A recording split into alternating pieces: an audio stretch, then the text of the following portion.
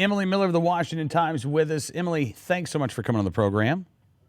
Thanks for having me. You bet. And you are continuing your series of guns of the well-known, guns of the rich and famous, perhaps, starting out with Donald Trump and now Kim Rhode, Olympic gold medalist. This is, I guess, Emily, this is a natural fit to talk with Kim about her guns, but a lot of folks might be surprised to know that she doesn't just shoot shotguns. That's right.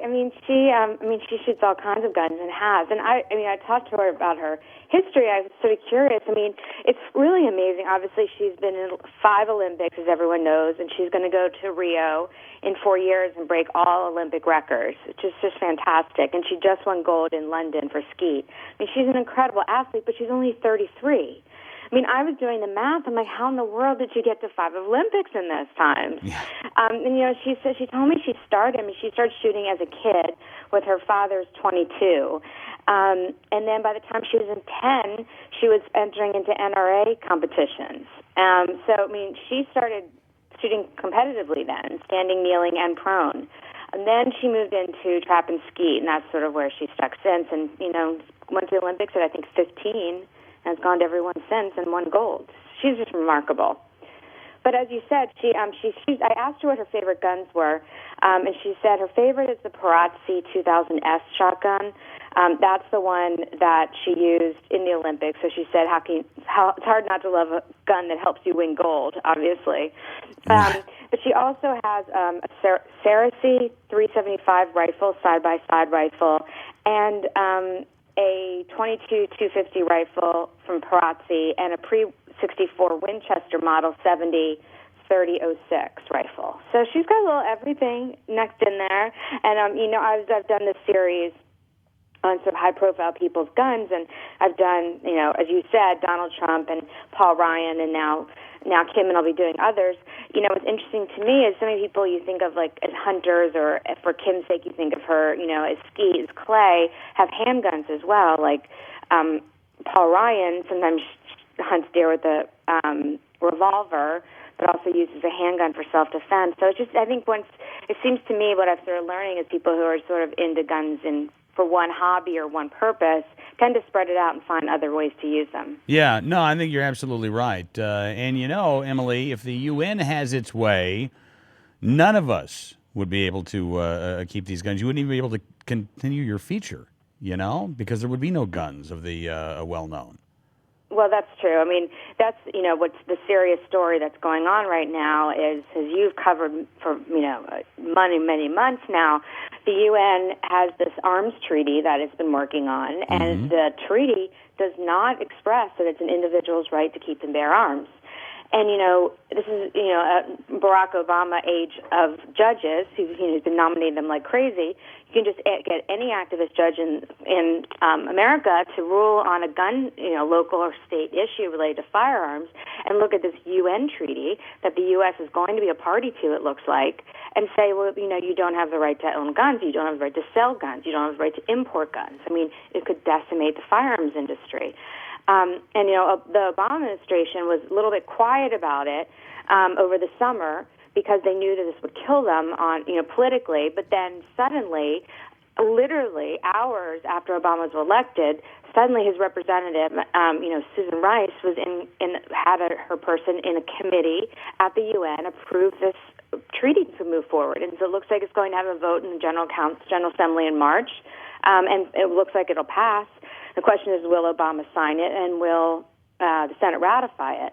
So Mike Kelly, Congressman Kelly, the freshman Republican from Pennsylvania, introduced a bill right before Thanksgiving break. It's a sense of Congress, so it would be non-binding, but what it says is that the House does not want President Obama to sign this treaty, and that if he does, they do not want the Senate to ratify it. And his point is that for several reasons, but mostly because it does not recognize the basic constitutional rights that we have in America. So he says, why in the world would a country with the gold standard on gun policy go to the table with countries like Syria and Iran?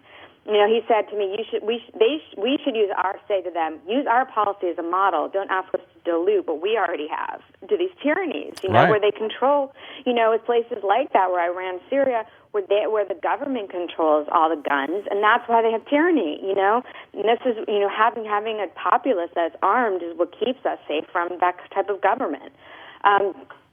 So the congressman's bill was actually co-sponsored by 78 people right off the bat, which just shows the level of support it has.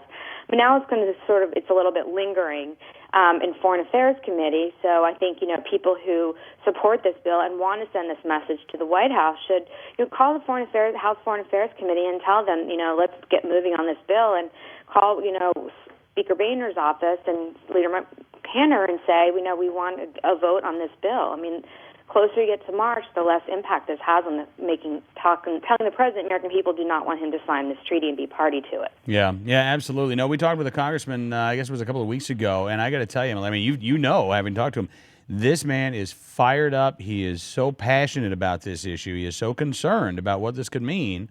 And as Larry Keene said, and you pointed out in your piece in the Washington Times, the gun industry is very concerned about this because of what it could mean for their ability to export firearms.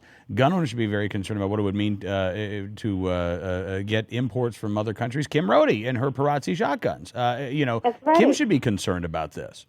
And Kim Rhode, as I said in my story, is which I think is one of the coolest things about her. Right? I mean, honors she's had is all these medals, but the Winchester Company just put her on a box of ammunition, and I think this is just amazing. Like I said, I'm such a fan of hers, and she's a 33-year-old woman, and she's so sweet.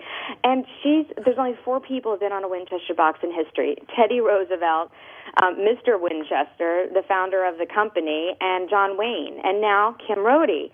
So the Winchester Company, who knows what they could export or what they could import, because it's not just firearms, it's ammunition as well would be affected by this. So, I mean, what the UN is doing is extremely dangerous, and it really needs to have and like you said, Mr. Kelly, Congressman Kelly, has been very adamant that this needs to be on the front burner. He says, he said to me, we need to be like Paul Revere yelling out to people, they're coming to get your guns, they're coming to get your guns.